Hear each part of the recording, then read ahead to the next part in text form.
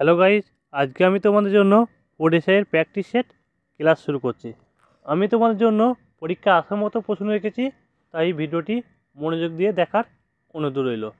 আজকের ক্লাসে প্রথম প্রশ্ন হলো 10টি গরু অথবা 7টি মহিষ প্রতিদিন 8 ঘন্টা করে কাজ করে। 7 দিনে একটি জমি চাষ করতে পারে। 25টি গরু ও 14টি মহিষ প্রতিদিন 12 ঘন্টা করে কাজ করে। তার 9 গুণ কাজ কত দিনে করতে পারবে? কাদের 9 গুণ? না, এই যে এদের 9 গুণ। কীভাবে করছি খেয়াল করুন। এখানে বলছে 10টি গরু অথবা 7টি মহিষ, তাহলে আমরা বলতে পারি 10টা কাউ বা গরু সমান 7টি মহিষ।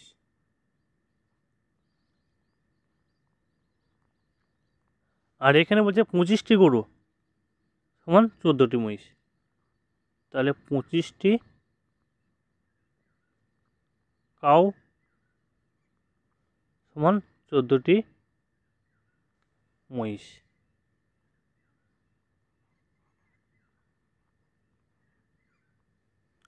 মহিষটা কী করবো আমরা? গরুতে রূপান্তরিত করব। এইখানে বলছে 7টি মহিষ সমান 10টা গরু, তাহলে আমরা বলতে পারি এই যে 14টা মহিষ মানে কি 7-এর ডবল 14 হচ্ছে, তাহলে আমরা বলতে পারি এখানে 20টি গরু। যেহেতু 7-এর ডবল 14টা মহিষ হচ্ছে, তাহলে আমাদের 7 সমান কি 10টা গরু, তাহলে আমরা বলতে পারি এখানে আছে আমাদের 20টা গরু। তাহলে টোটাল কতগুলো আমাদের গরু হলো? টোটাল গরু হলো 25 প্লাস 20, তাহলে আমরা বলতে পারি 45টা গরু। তাহলে আমাদের সূত্র কি জানি? M1 D1 T1 by W1, আর এখানে আমরা জানি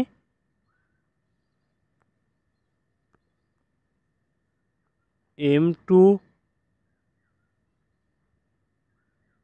D2 T2 বাই W2।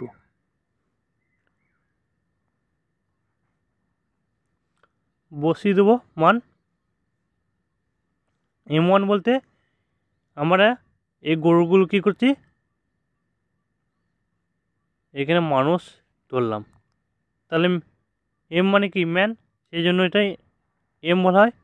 তাহলে আমাদের গরুর জায়গায় মানুষ, ঠিক আছে। তাহলে আমাদের গরুর সংখ্যা প্রথম রইল 10 ইন্টু D1 মানে দিন, মানে এই 7 দিন 60, T1 মানে টাইম বলতে আমাদের 8 ঘন্টা বলে দিয়েছে, তাহলে 8। আর W1 এখানে 9 গুণ এই কাজ, তাহলে প্রথমটা কাজ করেছিল 1, আর এখানে কি পাবো M2 এখন কত? এই যে আমাদের গরুটাকে কি মানুষ ধরেছিলাম, এই যে 45, টোটাল গরুর সংখ্যা হচ্ছে এখন আমাদের 45, তাহলে 45 ইন্টু আমাদের কত দিন লাগবে, তাহলে আমাদের D2 বার করতে বলেছে, D2 ইন্টু টাইম কত, টাইম বলে দিচ্ছে আবার এই যে 12 ঘন্টা T2 এর, তাহলে বলে দিলাম 12, আর এখানে আমাদের 9 গুণ কাজ, তাহলে W2 জায়গায় 9 গুণ। সিম্পল কাটাকাটি কিছুই নেই, 5 9 45, 5 12 60, তাহলে 60 কেটে গেল, তাহলে আমাদের D2 সমান 8 10 80, তাহলে আমাদের 80 দিন লাগবে। বোঝা গেল কীভাবে করলাম? তাহলে সঠিক অ্যান্সার হয়ে যাবে অপশন নম্বর সি। এরপর যাচ্ছি পরের প্রশ্ন। এ ও বি এর গড় আয় 3,300 টাকা, বি ও সি এর গড় আয় 3,000 টাকা এবং এ ও সি এর গড় আয় 2,700 টাকা। তিনজনের গড় আয় কত? খুবই ভালো প্রশ্ন। কীভাবে করছি খেয়াল করুন। এখানে বলছে এ আর বি তাদের গড় আয় 3,300 টাকা, বি ও সি এর হচ্ছে গড় আয় 3,000 টাকা এবং এ ও সি তাদের গড় আয় বলছে 2,700 টাকা। কী করবো? সিম্পল এসে যোগ করে দেবো। 0 0 7 3 10, 7 থেকে 1, 3 3 6, 8 1 9। তাহলে এ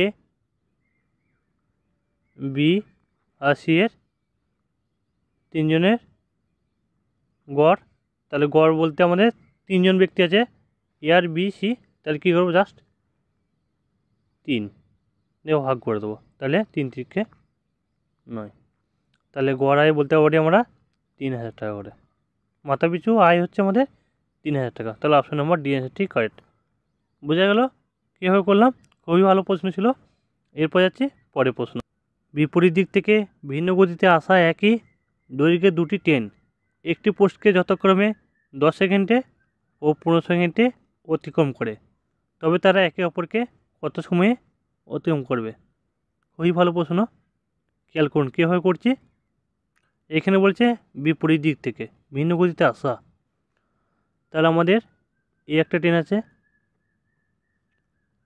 একটা ট্রেন আছে, ট্রেন দুটো দৈর্ঘ্য সমান, এই একই দৈর্ঘ্যের ট্রেন বলেছে। এরপর কি বলছে? এখানে একটা আমাদের ল্যাম্প পোস্ট আছে বা ইলেকট্রিক পোস্ট, ঠিক আছে? ল্যাম্প পোস্ট বলতে পারি আমরা এটা। প্রথম ট্রেনটা কী হচ্ছে?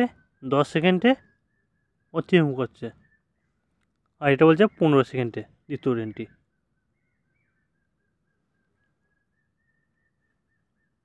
ঠিক আছে?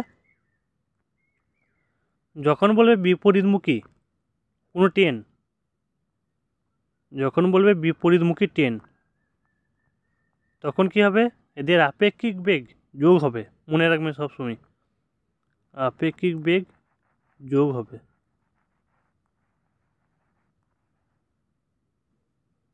যোগ চিহ্ন, ঠিক আছে? আপেক্ষিক বেগ বলে লিখে দিলাম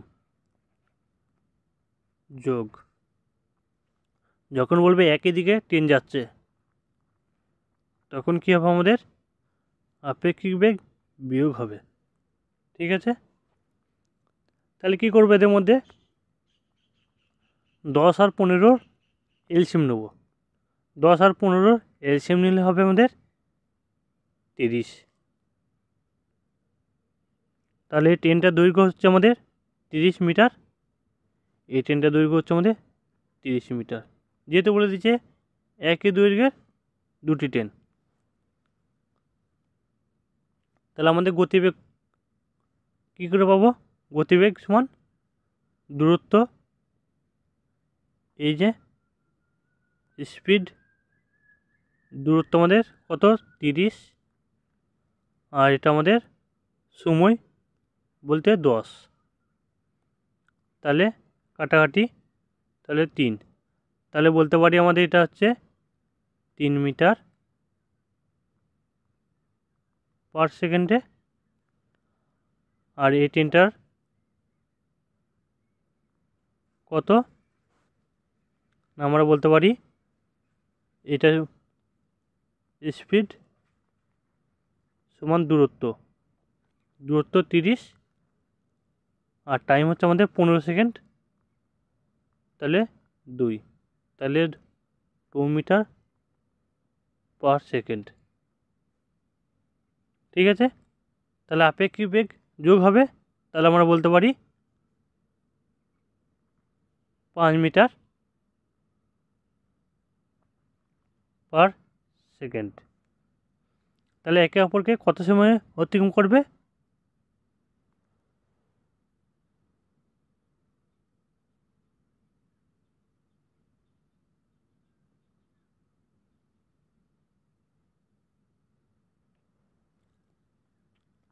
তাহলে একে অপরকে কত সময় অতিক্রম করবে না 5 মিটার পার সেকেন্ড। এটা হচ্ছে আমাদের কি গতিবেগ। আর দূরত্ব কি, দূরত্ব হচ্ছে এই যে 30 মিটার, 30 মিটার। তাহলে আমরা বলতে পারি এখানে 60 মিটার হচ্ছে আমাদের দূরত্ব। তাহলে আমাদের টাইম, তাহলে টাইম আমাদের জানি টাইম সমান আমাদের দূরত্ব, দূরত্ব কত আমাদের 60 মিটার, গতিবেগ কত আমাদের 5 মিটার পার সেকেন্ড। তাহলে 5 12 60। তবে তারা একে অপরকে কত সময় অতিক্রম করবে না 12 সেকেন্ডে অতিক্রম করবে। বোঝা গেল কীভাবে করলাম? এই ছিল আজকে গুরুত্বপূর্ণ ভিডিও। ভিডিওটি ভালো লাগলে অবশ্যই একটা লাইক করে দেবে এবং বন্ধুদেরকে শেয়ার করে দেবে। যারা প্রতি রবিবার ফুড এসআইয়ের জন্য ফ্রি মক টেস্ট দিতে চান তারা অবশ্যই হোয়াটসঅ্যাপ চ্যানেল আছে বা হোয়াটসঅ্যাপ গ্রুপ আছে, এই ভিডিওর নিচে ডেসক্রিপশনে তোমরা জয়েন হতে পারো। যারা আমার ক্লাসে নতুন অবশ্যই আমার চ্যানেলটিকে সাবস্ক্রাইব করে পাশে থাকা নোটিফিকেশন বেলটি চালু করে দেবেন। ততক্ষণ আমরা সুস্থ থাকুন, ভালো থাকুন।